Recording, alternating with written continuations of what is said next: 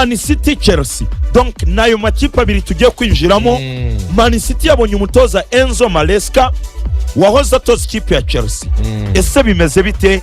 Bihagaze bite iby'iyi kipe ya Man City n'ikipe ya Chelsea n'umutoza Enzo Maresca? Reka mbere na mbere tuanze twumve ibyo umutoza Enzo Maresca yatangaje akimara gutangazwa cyangwa kwerekanwa nk'umutoza mushya w'ikipe ya Manchester City. Enzo Maresca naye magambo yatangaje, reka tumwumve duhita tugaruka mu kanya gatoya cyane.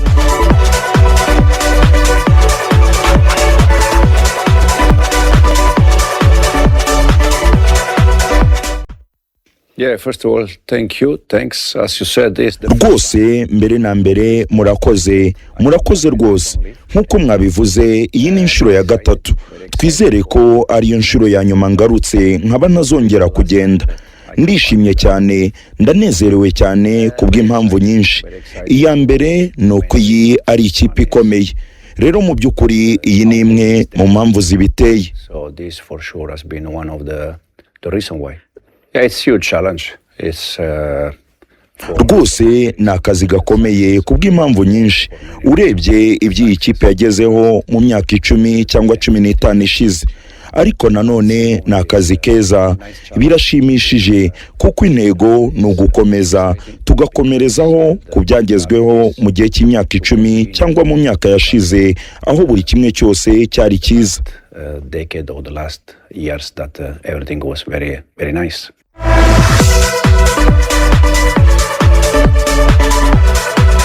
So nguwo rero Enzo Maresca wamaze kwerekanwa nk'umutoza mushya w'ikipe ya Manchester City.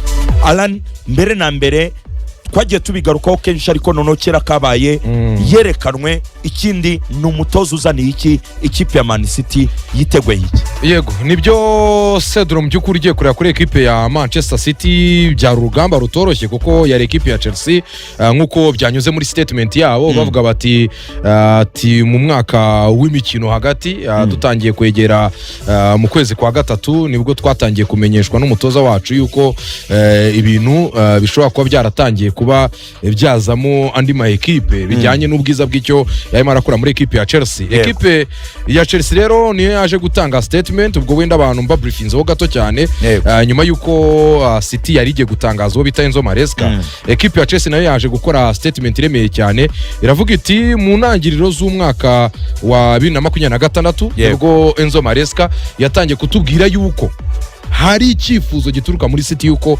yazabasimbura Pep Guardiola. Ati twebwe twaracyakiriye, ariko twabonaga ari Enzo Maresca wifuza gukomeza akazi nk'uko byagaragaraga.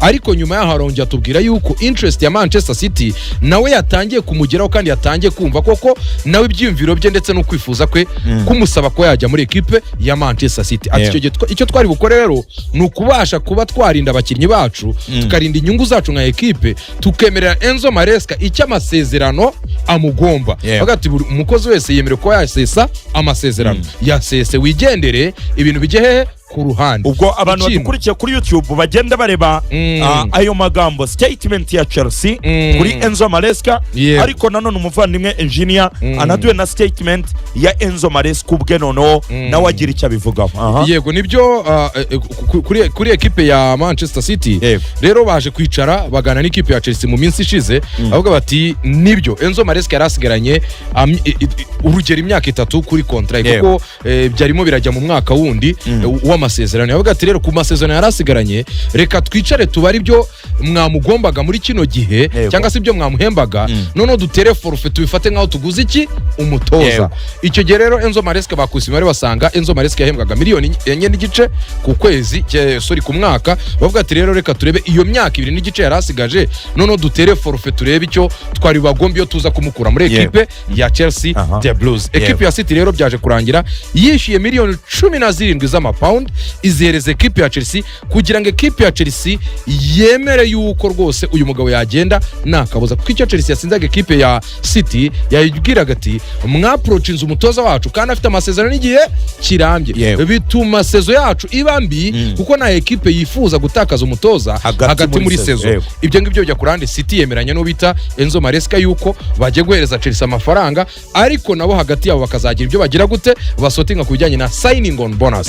Icyo kijya ku ruhande. Chelsea bamaze kuyishyura nibwo twese tubona statement ya Manchester City igaragaza yuko umugabo bita Enzo Maresca yemeye yasinye agomba no gutangazwa nk'umutoza wabo mushya. Icyo kijya ku ruhande. Ubwo umuvandimwe engineer aduye na statement ya Enzo Maresca avuga ati mu mpera z'ukwezi kwa 12 2025 nibwo nafashe umwanzuro wari ugoye cyane wo kuva muri Chelsea. Yego. Ati icyo gitekerezo cyangwa uwo mwanzuro wari uwanjye, ati bityo cyangwa se ndegura mu ikipe ya Chelsea kuko nari mbonye amahirwe yo kwerekeza muri Manchester City. Abantu babyibuka akora interview akora ati I'm waiting for a big opportunity and to be a big one.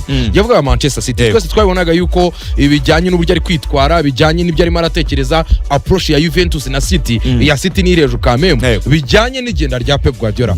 Rero no mugabo City yamaze kubimutangaza azasinya imyaka 5 ku masezerano y'ijyo ko bari kubatoza, ubwo ni under guidance y'ubita Hugo Viana nka sporting director w'ikipe ya City wasimbuye bita Bergstein. Aka kanya niko ibintu bimeze, ni imyaka 5 n'itanu. Yego. Imyaka 5 niyo bita Enzo Maresca yabashe kubasinya.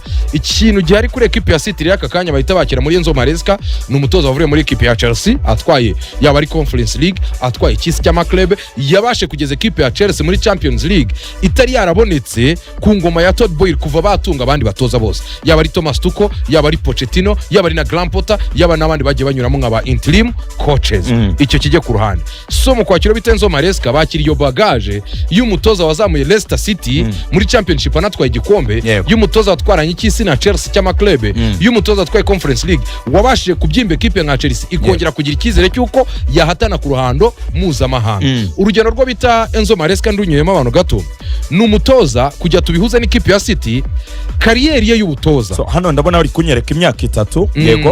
Ubwo turaza kubireba clear imyaka 3 kugeza 2029. Yego. Ikintu gere kuri Enzo Maresca ni umutoza ahahura n'ikipe ya City ajya gutangira bwa mbere nk'umutoza uri senior cyangwa se mukuru, yaba ari ku rwego ruri amateur cyangwa se urwego ruri senior, yatangiriye akazi muri ekipe ya Manchester City y'abatoya muri under 21. Icyo gihe ni muri 2020 kugeza na 2021. Icyo gihe arimo aratoza under 21 na under 23. Kwereka hanini usanga ari abana bamwe n'ubundi. Abo ni ba Phil Foden twaje tubona, ni ba Cole Palmer baje bazamuka muri ibyo byiciro, twaje tubona barimo ba Pozo, abantu ni bababibuka, abo ba Max Ayini baje banyura, barimo ba Jameson Joe Pasi, bose baje banyuramo, n'abandi benshi na ba Oscar Bob na bari Wisiri bose na bani Cole Riley.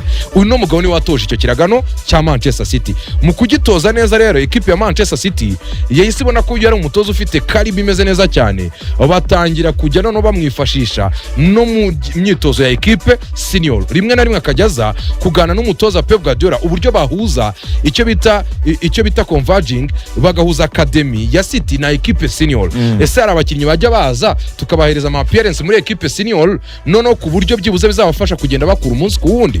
Ibyo ni Enzo Maresca wabifacilitatinze. Tubona ba Palmer ba graduatinga kuri final ya Champions League, Palmer yafashe umudari, ba Phil Foden bagiye bazamuka banyuze muri ibyo byiciro, ba Max Ayini bakora agaseve bajya muri Watford zirabatira, abandi bakinnyi benshi bagenda bajya mu yandi ma ekipe atandukanye. Rero uwo bita Enzo Maresca nuko yisanze abaye muri City.